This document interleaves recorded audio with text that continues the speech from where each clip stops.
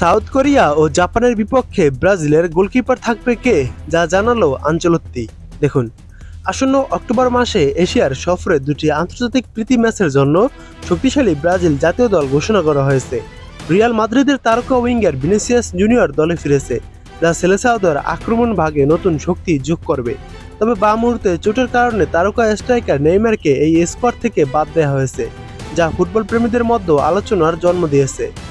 Rio de জেনেরোতে এক সংবাদ সম্মেলনে দলের কোচ কার্লো আনচেলত্তি এই 26 সদস্যের স্কোয়াড ঘোষণা করেন। সেপ্টেম্বরে বিশ্বকাপ বাছাইয়ের শেষ দুটি ম্যাচে না খেললেও ভিনিসিয়াস জুনিয়র এবার সম্পূর্ণ ফিট হয়ে দলে ফিরেছেন।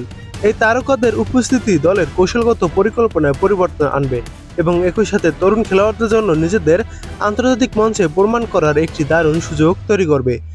ব্রাজিলের স্কোয়াডে 3 জন রয়েছে গোলকিপার হিসেবে, কিন্তু সাউথ কোরিয়া ও জাপানের বিপক্ষে কে থাকবে মূল একাদশে তারই উত্তর দিয়েছেন কার্লো আনচেলত্তি। তিনি বলেন, আমি মনে করি হুগো সুজা দ্বিতীয় ম্যাচে খেলবে। প্রথম ম্যাচে আমার কাছে এডারসন থাকবে, যে আমাদের জন্য খুব গুরুত্বপূর্ণ একজন গোলকিপার, অসাধারণ গোলকিপার। আমি মনে করি এডারসন একটি ম্যাচে খেলবে আর হুগো সুজা আরেকটি ম্যাচে খেলবে, কারণ আমরা চাই তাকে ব্রাজিলের জার্সিতে পরে খেলতে দেখতে। এই জার্সি সাধারণত অনেক চাপ বহন করে। আমি মনে করি পুরো দলই এখন এই গোলকিপারদের প্রতি অনেক আত্মবিশ্বাস রাখে।